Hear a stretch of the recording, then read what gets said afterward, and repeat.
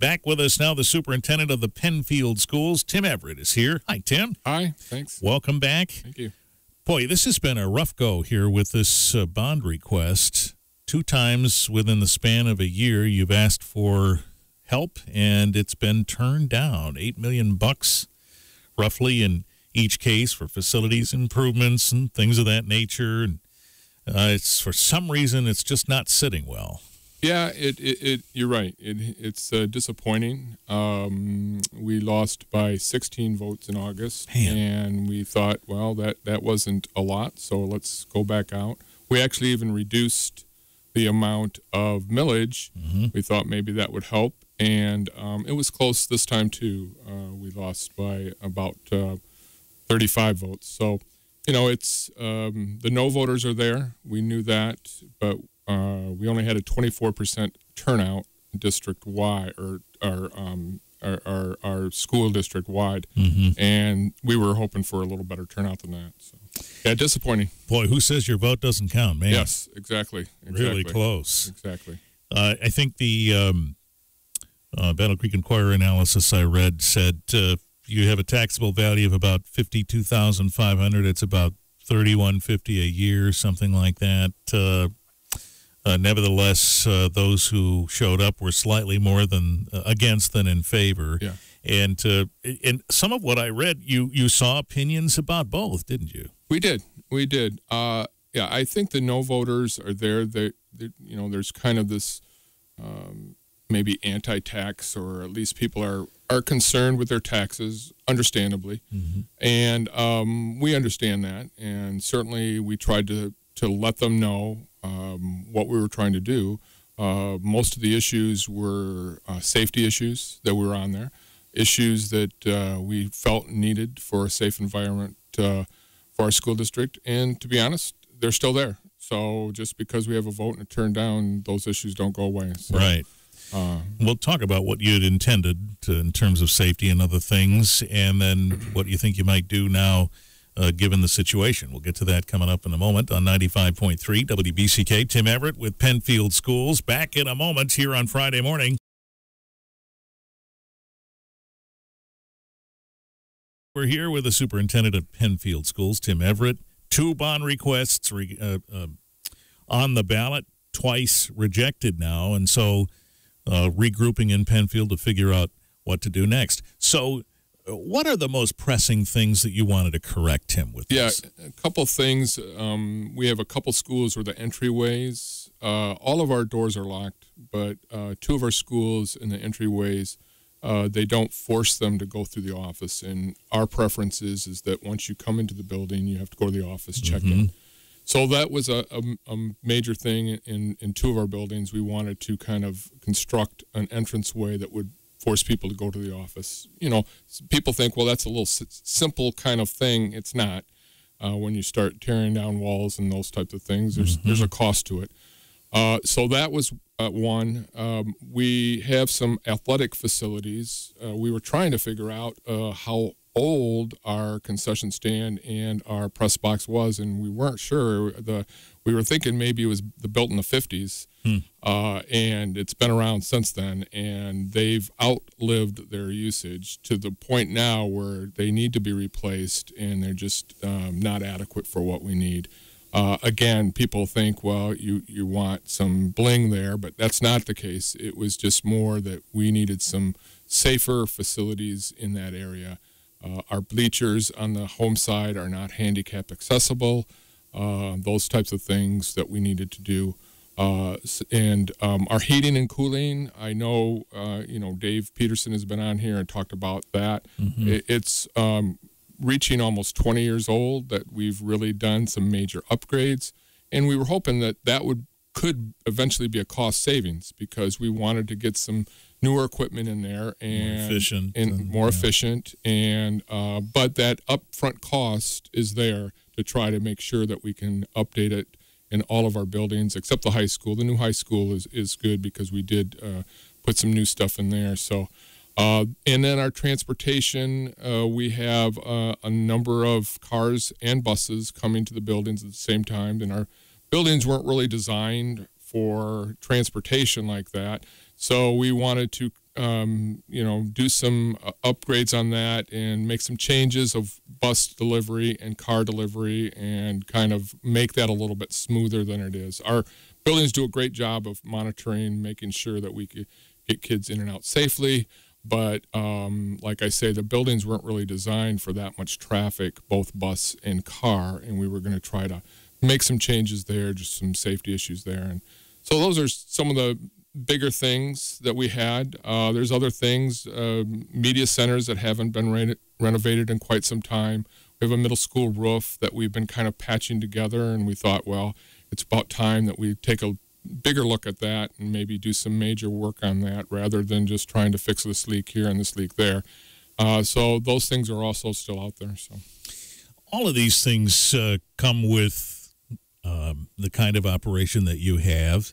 I think folks understand that. Have you been, as you've examined some of the discussions that have gone on since then and maybe even before, is there any one thing that's emerged as perhaps the key factor in the no vote pushing through on both occasions? Is it simply a no tax thing, or do some folks look at this and say, well, right, we could do these things, but we can move on without them? What's at the center of it? Yeah, I think that, in my opinion, that the no voters, they do have some things that excuses, I think, for lack of a better term, of how they vote for that. But to me, I believe it comes down to a money issue. Mm-hmm. And, I understand, people want money for roads and they want money for this and that and the other thing. And, that's why we tried to keep that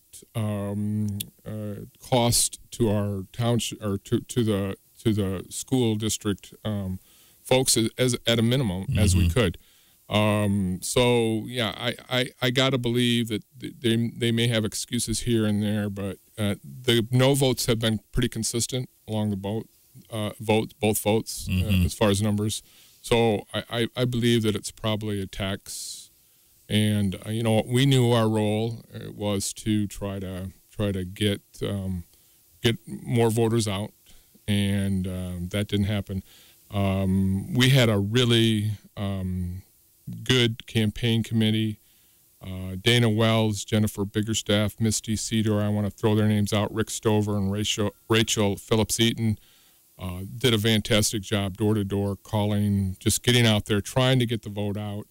And so I don't want to shout out to them, thank them for all their help they did. Tim Everett's here from Pennfield Schools. We're talking about money and facilities and things of that nature. We'll come back in just a moment on 95.3 WBCK.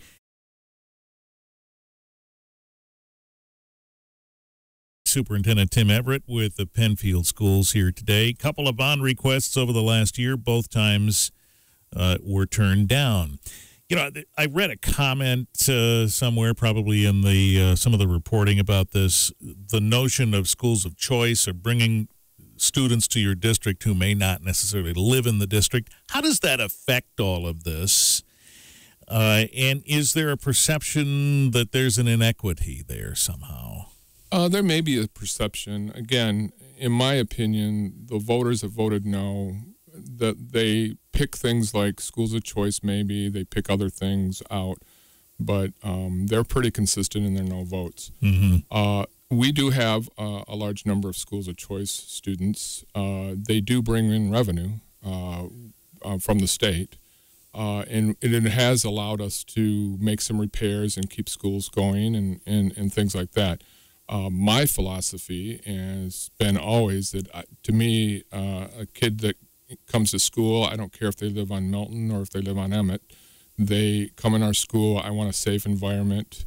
We have a tremendous staff that does a tremendous job, and that's one of the reasons why I think some people choose our school as far as a choice for school for education, and I'm proud of that. And I think the community should be proud of that too, that we have a strong school district that people are choosing. And to be frank, I think as a community, as a society as a whole, we have to look at that and say, it doesn't matter where that kid comes. We want them to be in a safe environment where they can learn. And my feeling is we have to support that. So. What's the proportion of out-of-district students coming to Pennfield? Yeah, we're over 40% of our students are out of district at Pennfield. Okay. And in some buildings, it's even a little higher than that. So, yeah, we have, and we didn't deny that, and we've let people know that we have a high number of students, school of choice. Again, I think some of the no voters may have picked up on that, but I'm not sure that they would have voted yes if we didn't have schools of choice kids. I think it was a financial issue, and like I said, my philosophy is once that kid walks in our door or on our stage or on our playing field, they're our kid, and we need to try to make sure that we have a good environment for that. And I think as a community as a whole, we have to provide that for them. Is it competitive to try and get students who might be inclined to go to a different district? It was competitive for a while. Since I stepped in, I've kind of stepped back from that competitive. We do not. We have to advertise that we are open for school choice, but we don't advertise and say, choose Pennfield schools. My philosophy has been, and which is really what schools of choice was about, is provide the best education in a safe environment. And if people choose you, then you're doing your job and doing it well. That's always been my philosophy, not to try to go out and get students, but, provide a good school district, which we have. And I'm proud of that. And I think our staff should be proud of that. And our parents that work hard should be proud of that. So what happens now, Tim? These improvements that you wanted to make might not come as quickly. How do you handle that? Well, I think that right now the board has kind of directed me that we're going to have a committee. We have a Buildings and Grounds Committee. So we're going to go through all those needs, get some prices to them, and then prioritize and see where our greatest needs are and how we can fund that within some of the monies we can. At this time, we have no plan to go out again. But I think in the future we're going to try to maybe see that may come up. But in the foreseeable future, I think now it's just kind of step back. Okay, where are our priorities? What do we need to get done? And let's try to make sure we can get it done within our budget that we have. And then we also, on our website, if people go, we do have a little survey kind of feedback. We are looking for feedback of how people would like to see us move forward. There's been organizations that approached me, such as the Athletic Boosters and others, and the Pennfield Schools Education Foundation. They do a fantastic job. They want to support, and there's other parents that have come forward. How can we support? So that's something we'll look at too, and see. We'll get some feedback from people and see how our citizens and our parents and community members can help with some of these situations. Is there anything that you talked about there in that list of to-dos that this would have funded quicker that's a significant safety concern that you have to deal with now? Well, there's a number of them. I like I say, I think that I want to sit down with our buildings and grounds and our maintenance people to kind of figure that out. And if I talk to different groups, everybody has a different opinion. Certainly the athletics feel that, having a, 50-year-old concession stand and press box is not safe and healthy for the district. I would agree with that. Not having ADA handicap accessible bleachers, all of that is entry. But, I have an elementary building, Dunlop, that was a high school and a middle school, and now it's elementary. There's bathroom issues there. There's lighting issues. So there's just a lot of things that we're going to have to kind of sort out and see what we can do. And also come with a longer plan and say, okay, this year we can do this year, next year, and things like that. So nothing sticks out. There's quite a few things that we're going to be looking at. Those entranceways, like I said, we'll be looking at it all. Quickly before you go, a number of the superintendents, including you here in the Battle Creek area, got together and had a meeting not long ago. What were your impressions of that, and is that something that should go on more regularly? Yeah, we brought all the school boards together, which to the best of our knowledge was the first time. And it was a tremendous meeting. It was great to get everybody together, and we're looking at through equity in the area. We're working with Leading for Equity Institute and the Center for Diversity and Innovation, which is here at KCC, and we're working with those groups together on that issue. And yeah, we're going to continue. We got some training coming up for administrators. The boards are going to go through a training together. So we're really excited about that, kind of bringing everybody together under that, looking at through that lens of equity in the area. All right.